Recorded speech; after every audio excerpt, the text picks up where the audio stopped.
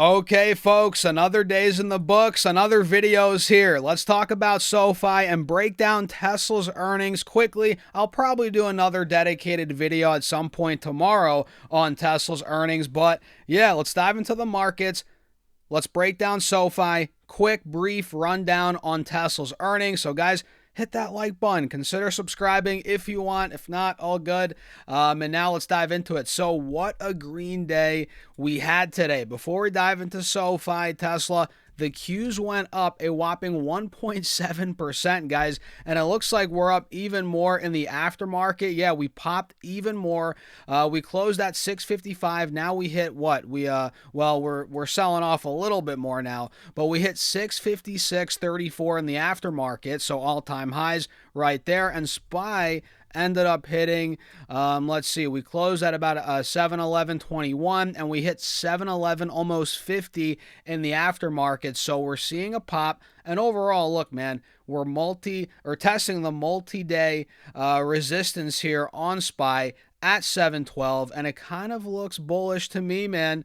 You guys can see if I pull this 30-minute up, if I zoom in a little bit, we have a bit of an ascending triangle. You guys see that, right? So I think SPY ultimately breaks through here, maybe even tomorrow, by the way, it's setting up. And we have big tech earnings next week. And if those go well, things could get even better, as those are driving the entire U.S. stock market, right? So keep your eyes on this triangle that's forming on SPY, and the Qs, let's see that again, we're already breaking through. So this had a triangle as well. It looks like SPY's lagging a little bit there, and yeah, this is what could happen on SPY.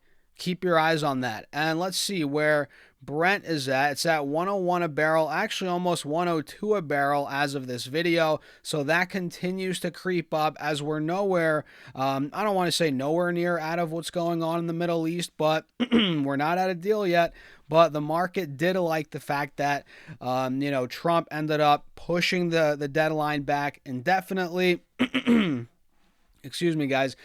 So Brent went, right around 102 a barrel. Looks like WTI's at 92, 93. So not too bad. Well, I guess that is kind of bad, but pretty good day for the overall stock market. And going back over to SoFi, we keep on struggling at 19 a share, which if I pull the 5-day up and actually the 30-minute up, you guys can see we hit 19, 20 bucks multiple times over the last couple of days. And I feel like I need some water, guys, but I don't even have any water here, so this is a problem. And I'm not editing this video, which makes it an even further problem. But we're going to get through this video. And thankfully, my cold's almost gone. You guys probably heard me the last couple of days.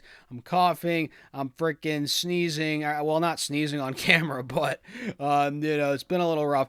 But we're almost back. This is the tail end, or the end of it, right? But either way, SoFi's been struggling at 19.50 to 20 bucks. We hit that on the 16th, 17th, almost on the 20th, right? 21st yesterday, and now today we're failing at about, let's see here, we hit 19.45 earlier, and you'll notice we have a descending triangle on SoFi. You can see right here we have clear support at about $18.80, $19, but we're making these lower highs. So this is bearish. This is bearish. If SoFi takes out 1850, we could be going lower in the short term.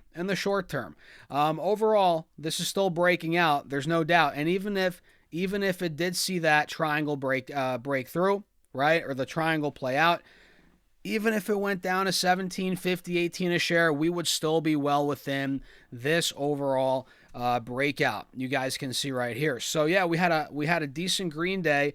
We're selling off a bit in the aftermarket. We're testing that support, but you really shouldn't panic, at all, because we're well within this overall breakout. Now, if SoFi got back to 16, 15, okay, that's a different story, right?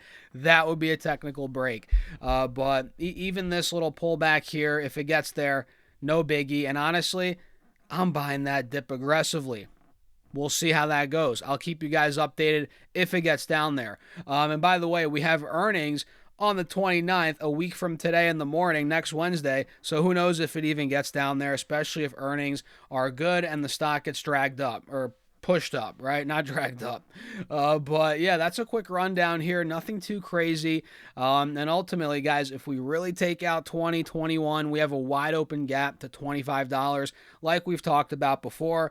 That's what I'm watching here. So let's go to Tesla's earnings and see what these numbers are quickly. I know the call's going on right now. I was on it before.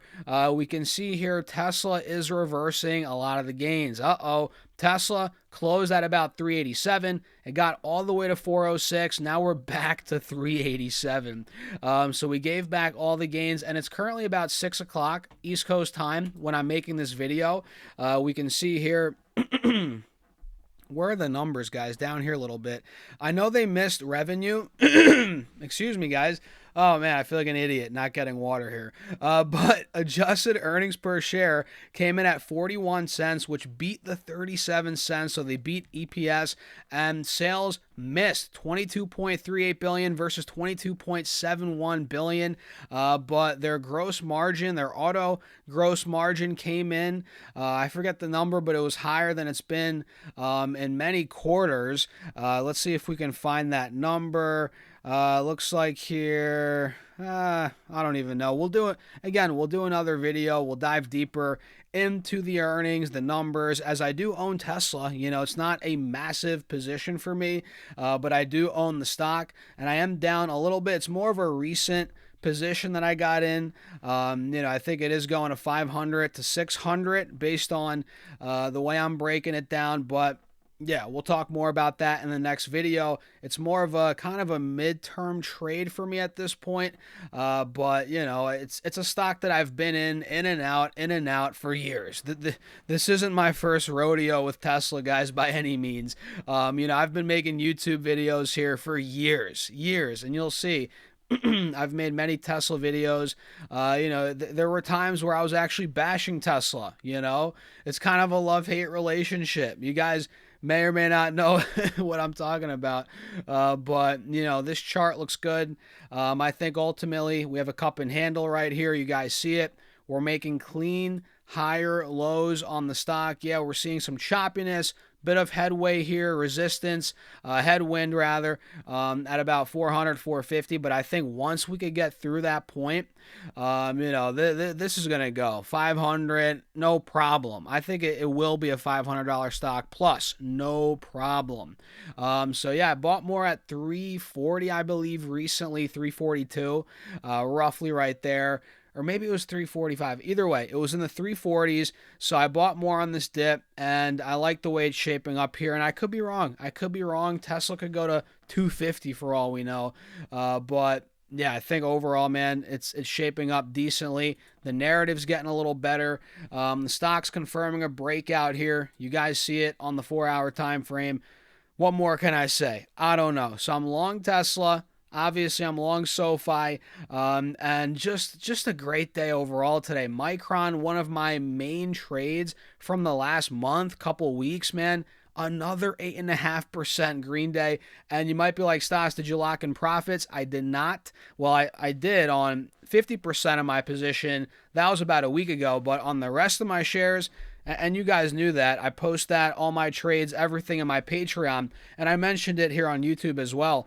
But Patreon's real time, all of that. So you guys know the drill. But Micron, man, I did not sell on this rip. Maybe I'll regret that. I don't know. But I think we're going 500 plus on Micron. Funny enough, same number as Tesla. I think we're going 500, no problem on the stock. So I'm holding a little bit more, and it is one that I am going to offload. If it blows through 500, and I said this in my Discord earlier, I think it could go to 500 this week.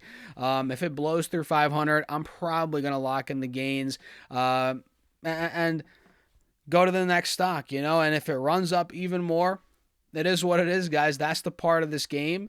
It's part of the game. And I do have my eyes on other names here, or I wouldn't be as eager, and I'm not eager to sell Micron, but I wouldn't be as willing to, I guess, if I didn't have other stocks I would want to buy with the money, right? And I have a decent cash position, so if I did sell Micron, it would boost that even more. So I'm like, ooh, where should I put this money? I kind of want to put some in Robinhood, but with earnings coming up, I'm like, should I wait till earnings? But then if it rips to 100, I'm going to be so pissed at myself. So it's like, maybe I'll nibble a tiny position in Robinhood. It's at 87 a share. I did miss the bottom. I should have bought a couple weeks ago, but this is one that I think ultimately, you can buy it into the momentum and make money. Obviously, if it ran a 130, I'm not buying it, but here at 87, I think it's still decent. You could easily see this go to 100, 110 in my opinion, and yeah.